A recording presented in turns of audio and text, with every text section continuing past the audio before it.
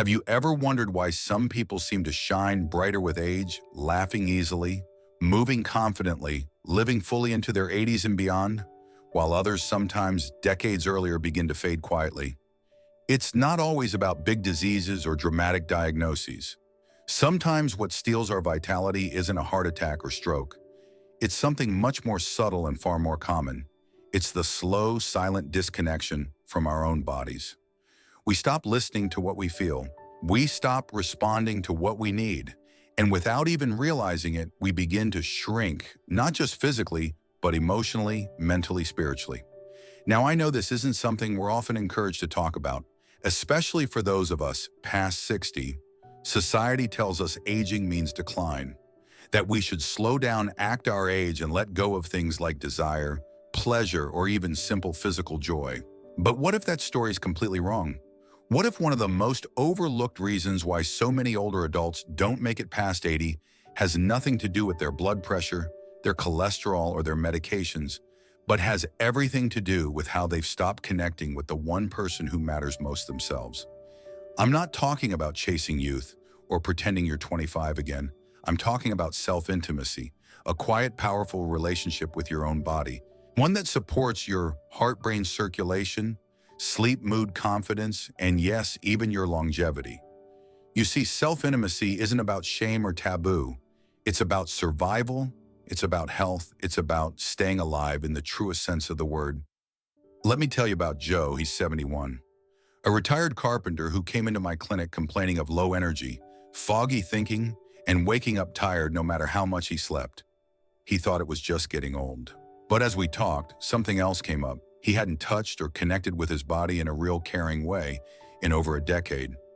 We didn't start with pills.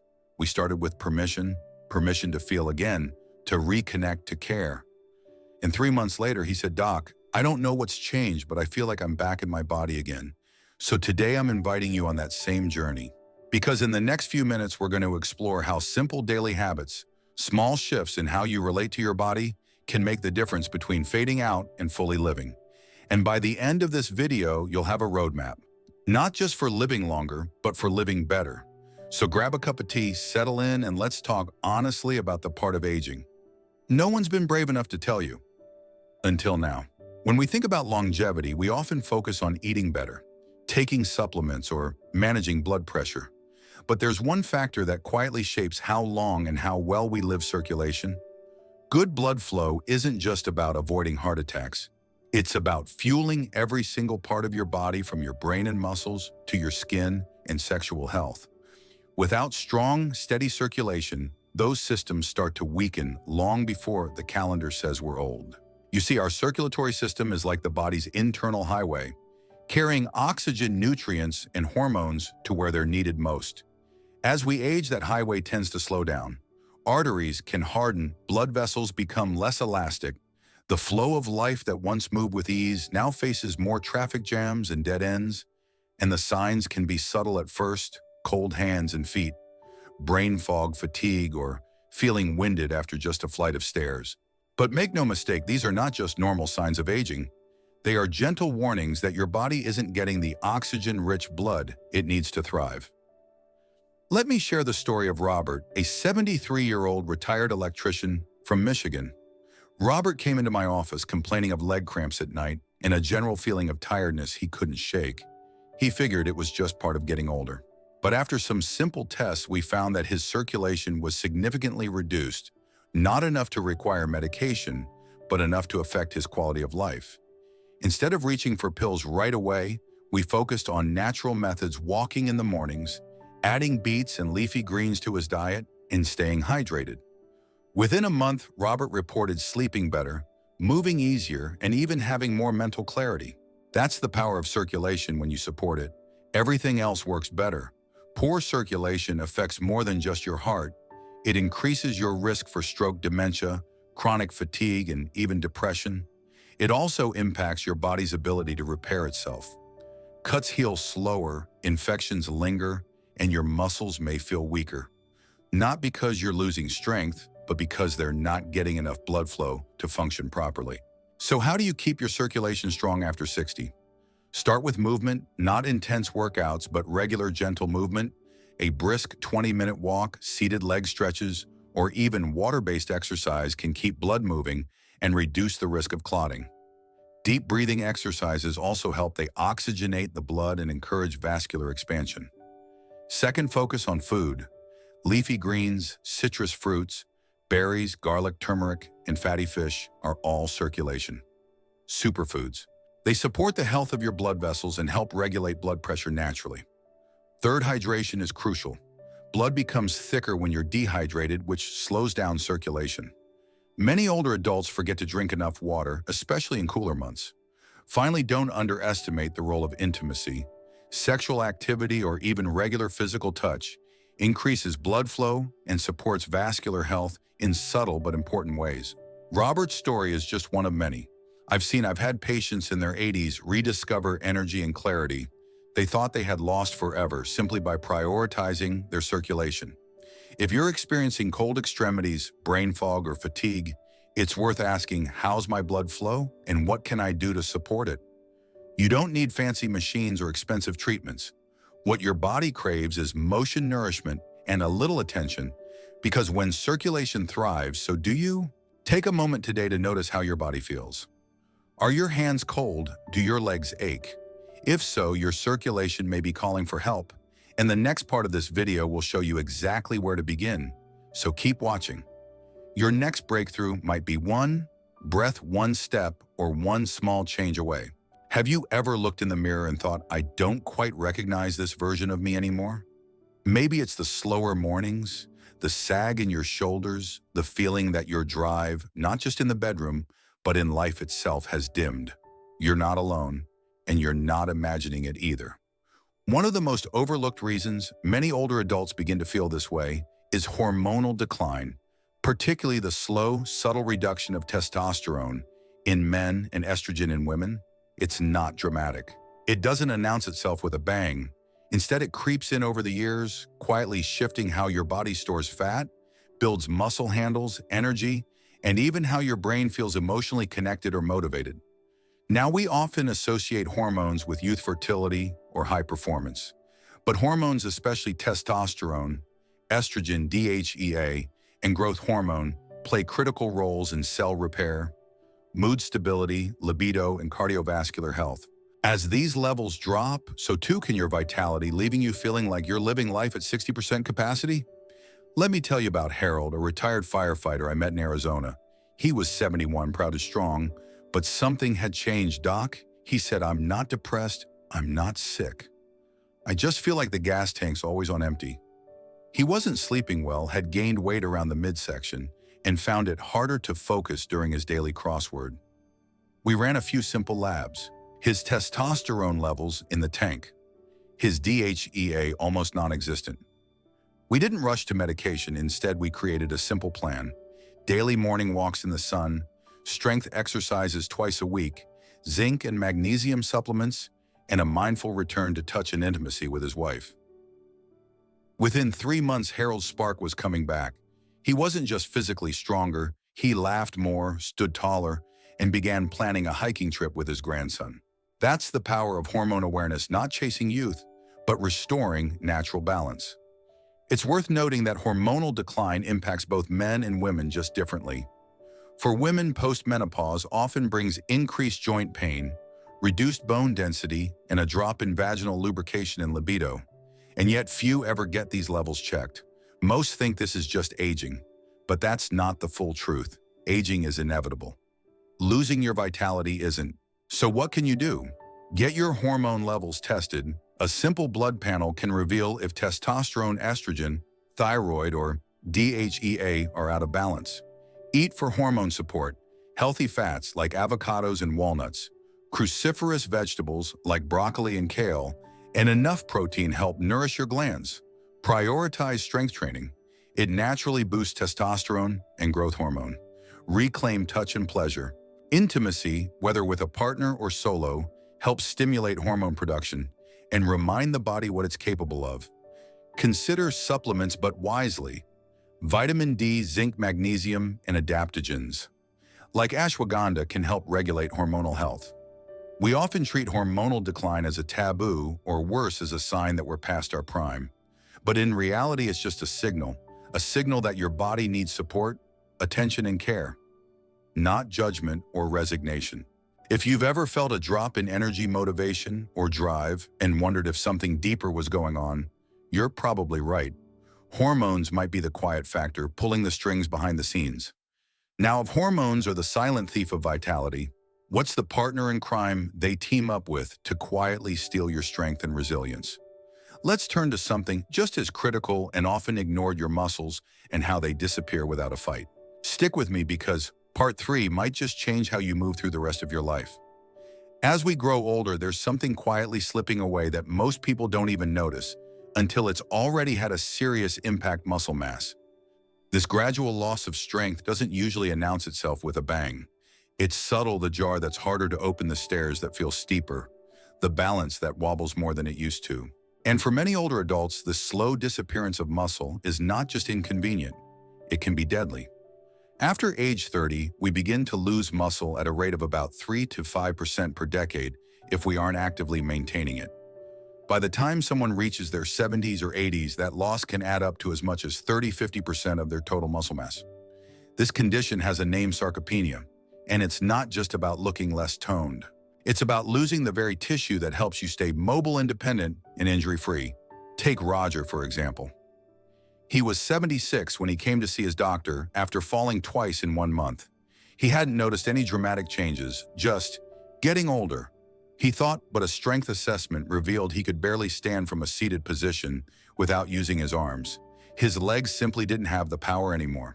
Roger had slowly lost muscle without realizing it, and with that, he'd lost his stability. The effects of muscle loss go beyond strength.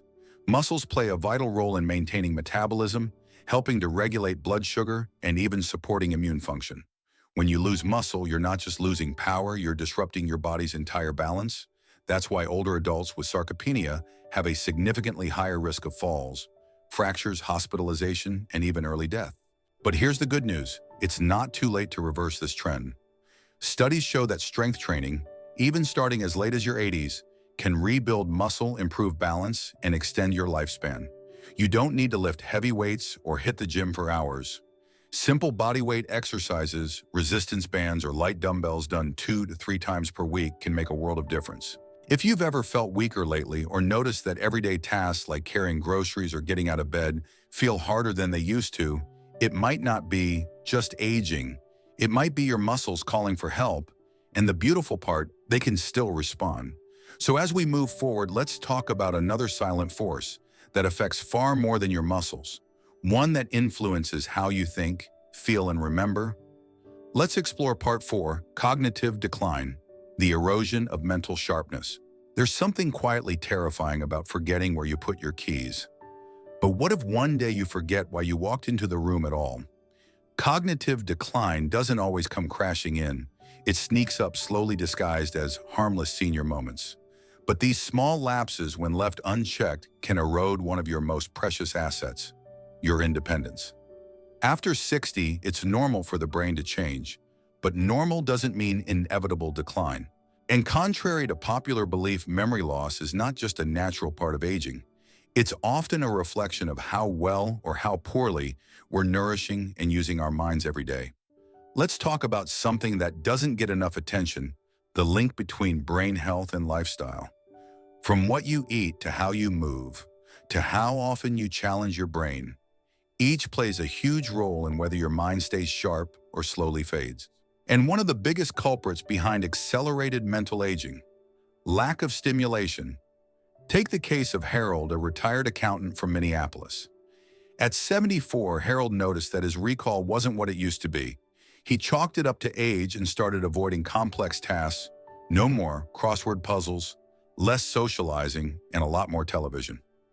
Within a year, Harold's daughter noticed a significant difference.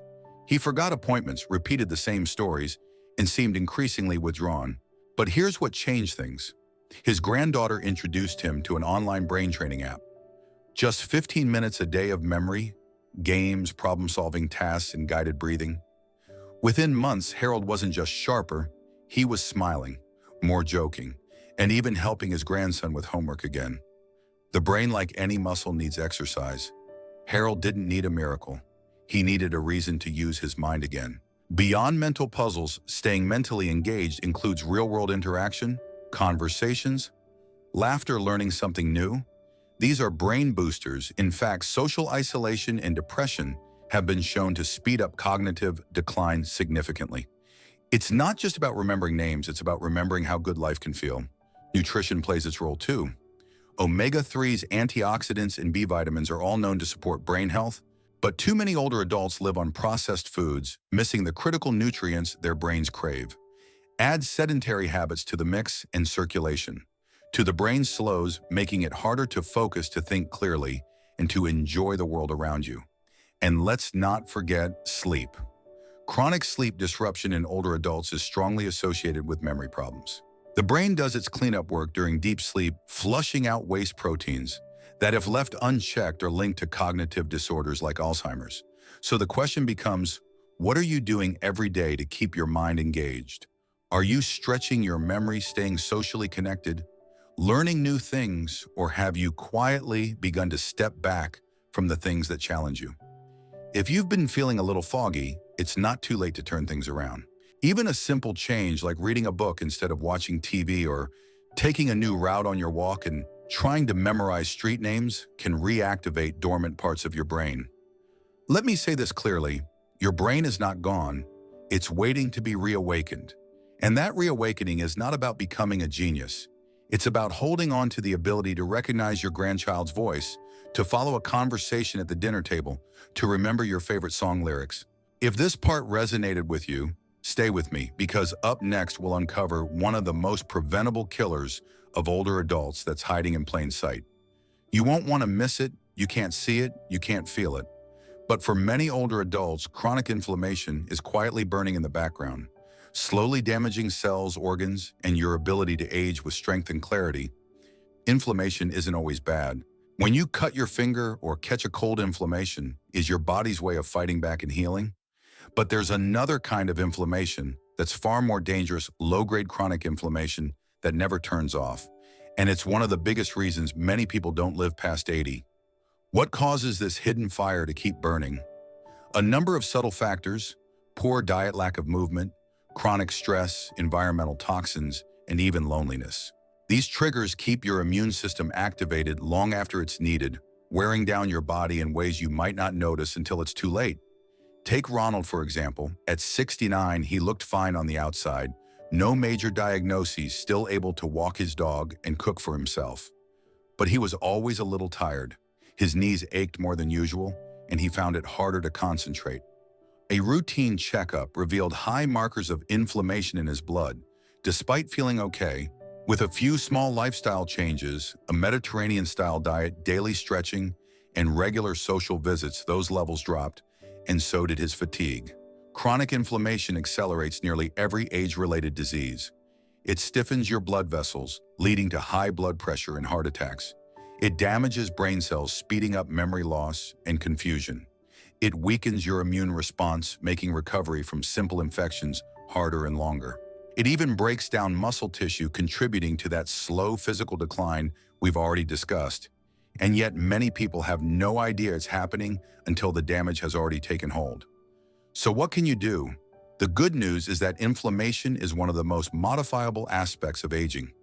You have more control than you think. Foods like berries, leafy greens, fatty fish, turmeric, and olive oil have all been shown to reduce inflammatory markers.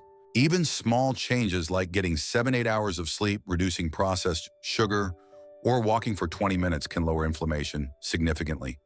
You don't need to overhaul your life overnight, but choosing just one anti-inflammatory habit to practice daily, like drinking green tea or cutting back on fried foods, can begin to shift the internal fire from a damaging blaze to a controlled warmth. It's not about perfection, it's about direction. When you start cooling down chronic inflammation, you'll likely notice subtle shifts. Your joints don't ache as much in the morning, your thinking becomes clearer, your energy lasts longer through the day. And over time, those little improvements add up to more resilient aging and possibly more years ahead. If this part of the video sparks something in you, think of one anti-inflammatory habit you can start today. Whether it's tossing some salmon into your salad or going to bed 30 minutes earlier, it all matters. And as we move forward, we'll talk about another powerful but often underestimated factor that can shape how long and how well you live your social world. Most people think of loneliness as just an emotional state, something that makes your days a little quieter or your evenings feel longer. But what if I told you that chronic social isolation is as dangerous as smoking 15 cigarettes a day? That's not a metaphor. It's a conclusion drawn from decades of research. When you're socially disconnected, your risk of premature death rises dramatically. Not because you're alone, but because your body and brain begin to suffer in ways that are invisible at first and deadly over time. Let me introduce you to Evelyn. She's 78, a retired librarian who lost her husband 5 years ago. Her children live out of state, and though she talks to them on the phone, she rarely sees anyone in person. At first, it didn't seem to affect her. She kept up her routine, watched her favorite shows, even enjoyed a bit of gardening. But slowly things changed. She started sleeping more. Meals became simpler, less frequent. She stopped going to church even though it used to bring her joy. And her memory, once sharp as a tack, began to slip. When Evelyn finally came in for a checkup, her blood pressure was higher, her vitamin D levels were low, and her mood had dimmed significantly. What was really happening? Her body was responding to the absence of connection like it would to a chronic threat. Her immune system weakened. Inflammation increased, cortisol. The stress hormone remained elevated. And without regular conversation, affection, or shared laughter, her cognitive function began to erode. This isn't just Evelyn's story, it's one shared by millions of older adults across the world. Social isolation increases the risk of heart disease, stroke, depression, anxiety, and yes, early death. It speeds up cognitive decline and reduces physical resilience. And unlike other health risks, this one can sneak in quietly even if you're surrounded by people. Because it's not just about being alone, it's about feeling alone. Feeling like you have no one to talk to, no one who truly sees you. But here's the hopeful part: just as isolation can damage your health, connection can heal it. Studies show that older adults who maintain strong social ties, whether through family, friends, community groups, or even online communities, have significantly better physical and mental health outcomes. They recover faster from illness, they sleep better, they stay sharper longer. And the good news, it's never too late to reconnect. Start simple. Reach out to someone you haven't spoken to in a while. Join a local walking group or a senior class at your community center. Volunteer. Say hello to your neighbor when you pass them on the sidewalk. Even small gestures, brief chats, shared meals, or regular video calls can rewire the brain and rekindle the spirit. And if mobility or health limitations make in-person contact difficult, consider joining online communities specifically designed for seniors. Platforms like Get Set Up or Stitch help older adults meet people with similar interests and life experiences without leaving their living room. You don't need a big social circle. Even 1 or 2 meaningful connections can make all the difference. So the next time you feel the pull to withdraw, remember this: your life, your longevity depends on staying connected, because we're not meant to age alone. We're meant to grow, laugh, share, and be witnessed. If this part resonated with you, take one simple step today. Call a friend, sign up for a local group, or just leave a comment below and say hello. You never know whose life you might brighten, starting with your own. And now, as we move into our final section, let's talk about the deeper shift we all must face if we want to live past 80. Not just in years, but in meaning. Have you ever woken up and asked yourself, why am I still here? It's a question few people speak out loud, but one that echoes quietly in the minds of many older adults, especially after retirement, after the kids have grown, or after the loss of a loved one. It's not about being depressed, it's about feeling adrift. You see, science has begun to confirm something that philosophers have said for centuries. A sense of purpose is one of the strongest predictors of a long and meaningful life. In fact, researchers from the University of Michigan found that older adults who reported having a strong sense of purpose were twice as likely to live longer than those who didn't, even after controlling for health, wealth, and social status. Purpose isn't just a feel-good concept, it's physiological. When you live with a sense of meaning, when you wake up knowing you matter, that your presence serves something beyond yourself, your body responds. Inflammation lowers, immune function improves. Blood pressure stabilizes, your brain stays sharper, Your sleep becomes deeper, your will to live stronger. But here's the problem. Society doesn't often give older adults a clear sense of role. Once you retire or step away from being a parent or caregiver, the external structure of your life can fall away. And without that framework, it's easy to drift. Let me tell you about Jerome. He's 82, a former mechanic, widowed 5 years ago. When his wife passed and his kids moved out of state, he stopped doing the things that once defined him. He ate, watched TV, and slept, but there was no spark. Until one day during a community health event, a local high school student was struggling to fix a small engine for a science project. Jerome walked over, gave a few pointers, and saw the kid's face light up. That one moment pulled him back in. He started volunteering weekly at a vocational center, teaching young men how to fix engines. He told me, "I may be old, but I've still got something worth passing on." Jerome didn't need a job, he needed a reason. That's the beauty of purpose. It's not something you have to invent, it's something you reconnect with. It could be mentoring someone, growing a garden, telling your life story, volunteering at your church, helping a neighbor with groceries, or simply being the kind grandparent who always listens without judgment. It's about being needed, and being needed at any age transforms your entire experience of living. You don't have to move mountains, you just have to move with intention. When you stop measuring yourself by what you used to do and start leaning into what you can still give, you activate a powerful internal shift. You go from simply surviving to contributing, from fading to thriving. Even if your health isn't what it used to be, you still have something the world desperately needs: wisdom, perspective, and presence. And when you give those things freely, your own life becomes fuller. So if you've been wondering what's next, ask yourself, what brings me peace? What brings me joy? Who could benefit from my time, my voice, or my story? The answer may be closer than you think. Take a small action today, call someone younger, and ask how they're doing. Write down a lesson you've learned the hard way, or offer your time to a cause you care about. Purpose doesn't wait for you. It responds the moment you show up with intention.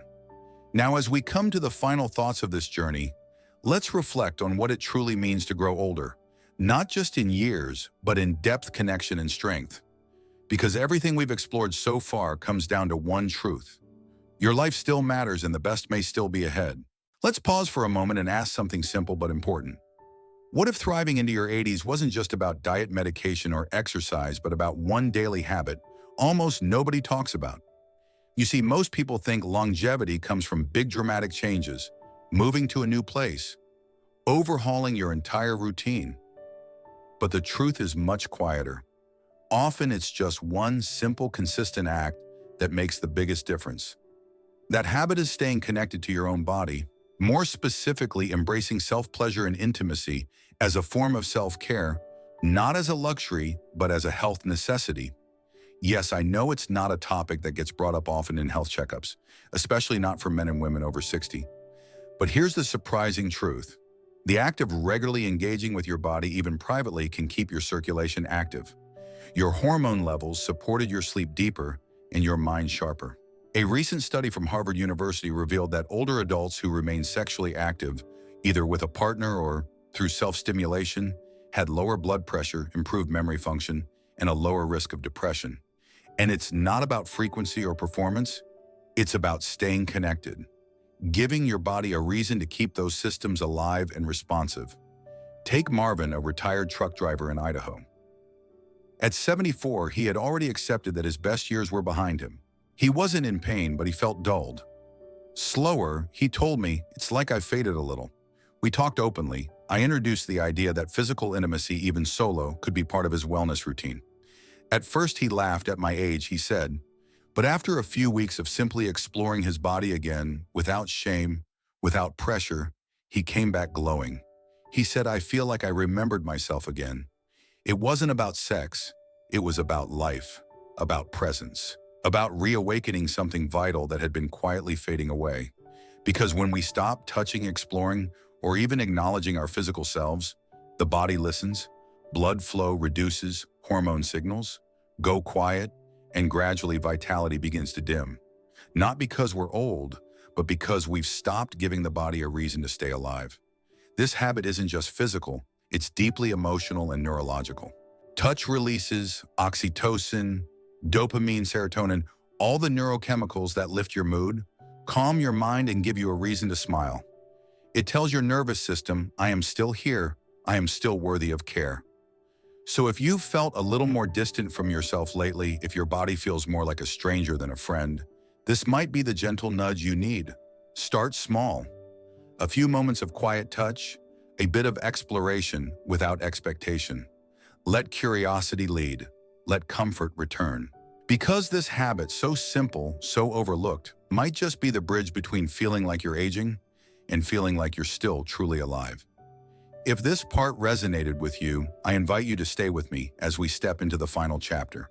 Because now that we've uncovered the missing piece, it's time to bring everything together with clarity, hope, and one clear message. It's never too late to thrive. So here we are at the end of this journey, but perhaps the beginning of a new one for you. We've explored the hidden reasons why so many people don't live past 80, not because of fate, but because of choices, habits, and things left unspoken. Circulation slows, hormones fade, muscles weaken, minds become foggy, connections dissolve, and purpose slips through our fingers. And yet through it all, a single thread has quietly woven its way through every part of this conversation: presence. When we lose presence in our body, our relationships, our routines, we begin to fade. But when we restore it, something powerful happens. The body listens, the heart opens, the mind sharpens. Life flows again.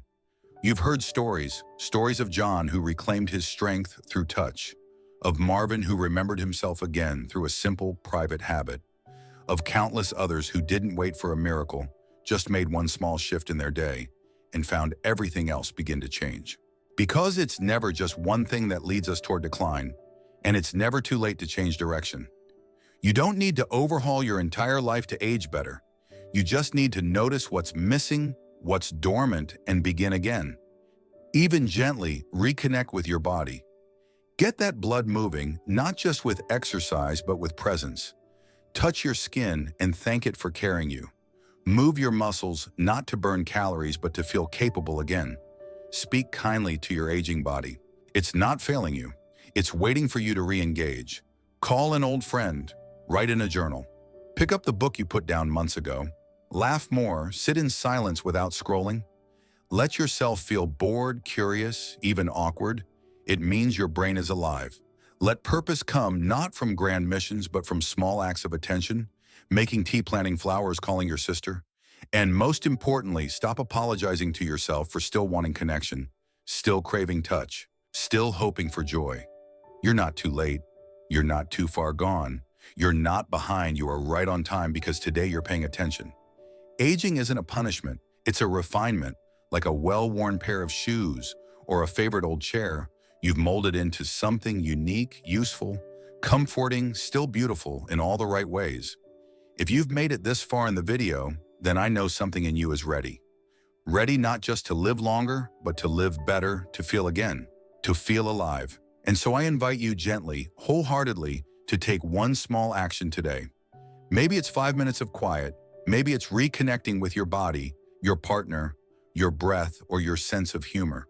Whatever it is, do it with intention, with the belief that it matters, because it does. And if you're still with me, I'd love to know what part of today's message resonated most with you. Drop a comment below. I read every single one, and your words inspire me just as much as I hope mine inspire you. Let's keep this conversation alive, for ourselves, for each other, for the version of us that still has so much life left to feel. If this message spoke to you today, don't keep it to yourself. Leave a comment with one thing you're taking away. Like this video if it brought you value, and hit subscribe so we can keep walking this path of renewal together. You're not done yet, not even close. Let's keep choosing life one powerful day at a time.